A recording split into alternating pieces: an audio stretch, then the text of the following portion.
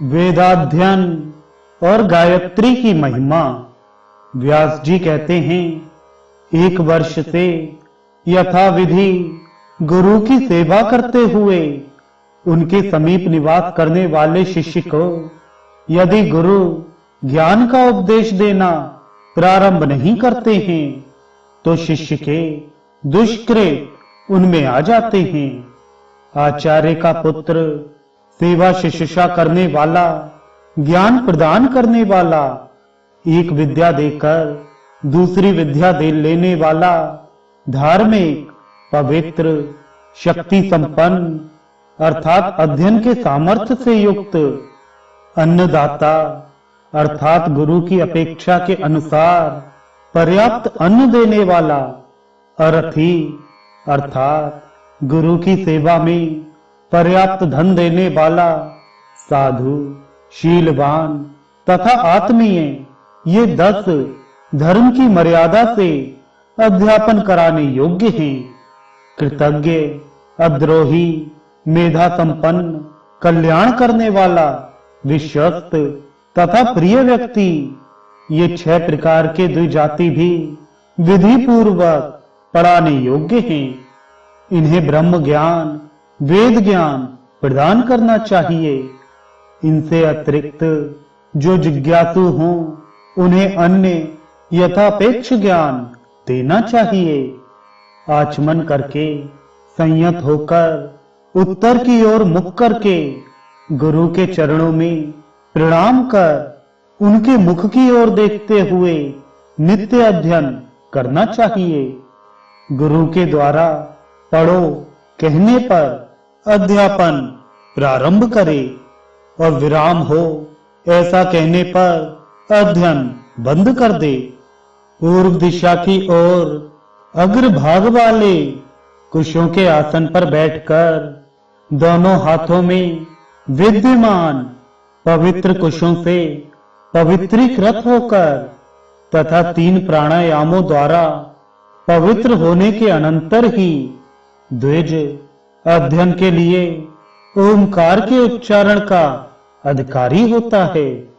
ब्राह्मण, क्षत्रिय, वैश्य इनको स्वाध्याय के आरंभ और अंत में विधि पूर्वक प्रणव का उच्चारण करना चाहिए। नित्य अंजलिबद्ध होकर ही स्वाध्याय करना चाहिए। सभी प्राणियों के लिए वेद सनातन नेत्र रूप हैं। ब्राह्मण को नित्य इनका अध्ययन करना चाहिए, अन्यथा वह ब्राह्मणत्व से च्युत हो जाता है। जो द्विज नित्य ऋग्वेद का अध्ययन करता है और देवताओं को क्षीर की आहुतियों से प्रसन्न करता है, देवता उसकी कामनाएं पूर्ण कर सदैव तृप्त करते हैं। ऐसे ही जो द्विज नियम पूर्वक याजुष मंत्रों का अध्ययन करता है और दधि की आहुतियों से देवताओं को प्रसन्न करता है, उसकी भी सभी कामनाएं पूर्ण होती हैं।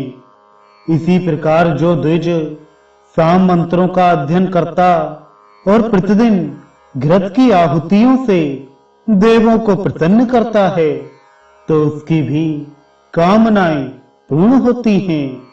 अथर्ववेद का भी अध्ययन करने वाला द्विज मधु की आहुतियों द्वारा देवताओं को प्रसन्न कर अभिलाषित प्राप्त करता है। धर्म शास्त्र, वेदांगों तथा पुराणों का अध्ययन करने वाले यथोपलब्ध पदार्थों से देवताओं को संतृप्त कर इष्ट प्राप्त करते हैं। नित्य कर्म की विधि का आश्रय लेकर वन में जाकर सावधानी पूर्वक जल के समीप नियमित रूप से गायत्री मंत्र का भी जप करे।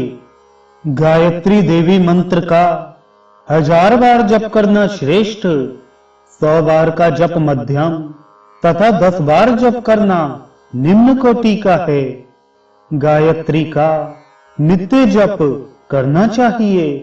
इसे जप यज्ञ कहा गया है। ईश्वर ने गायत्री और वेदों को तुला में तौला। तुला में एक और चारों वेदों को और एक और गायत्री को रखा। समग्र वेदों का सार गायत्री मंत्र वेदों के समान ही रहा। आदि में ओंकार लगाकर तदनंतर भूर्भुवः स्वहा महाव्याहतियों के साथ गायत्री मंत्र का श्रद्धा पूर्वक एकाग्र मन से जप करना चाहिए। प्राचीन कल्प में सभी प्रकार के अमंगलों को दूर करने वाली भूर्भुवः तथा स्वहा ये तीन सनातन महाव्याहतियां समुद्भूत हुई। ये तीनों व्याहतियां क्रमशः प्रधान पुरुष तथा काल और ब्रह्मा विष्णु महेश्वर एवं सत्य रज तथा तमोगुण रूप कही गई हैं। ओंकार परम ब्रह्म स्वरूप और सावित्री अविनश्वर परम तत्व रूप है। इस मंत्र को महायोग और सारों का भी सार रूप कहा गया है। जो ब्रह्मचारी गायत्री मंत्र के अर्थ को जानते हुए प्रत्येक दिन इन वेद माता गायत्री का अध्ययन करता है, जप करता है, उसे परम गति प्राप्त होती है। गायत्री वेदों की माता और लोक को पवित्र करने वाली है। गायत्री से श्रेष्ठ कोई दूसरा मंत्र जपने योग्य नहीं है। इसके ज्ञान से मुक्ति मिलती है। श्रेष्ठ द्विजों श्रावण आषाढ़ अथवा भाद्रपद मास की पौर्णमासी को अपने अपने गृह सूत्र अनुसार वेदों का उपाकर्म अर्थात संस्कार पूर्वक वेद ग्रहण करना बतलाया गया है। ग्राम और नगर को छोड़कर ब्रह्मचारी द्विज मात्र को एकाग्र चित्त से पवित्र स्थान में 5.5 महीने तक वेदों का अध्ययन करना चाहिए। द्विज को चाहिए कि वह पौष मास के पुण्य नक्षत्र में अथवा माघ मास के प्रथम दिन पूर्वाह्न में ग्राम के बाहर वेदों का उत्सर्जन अर्थात उत्सर्ग नाम का संस्कार विशेष करे।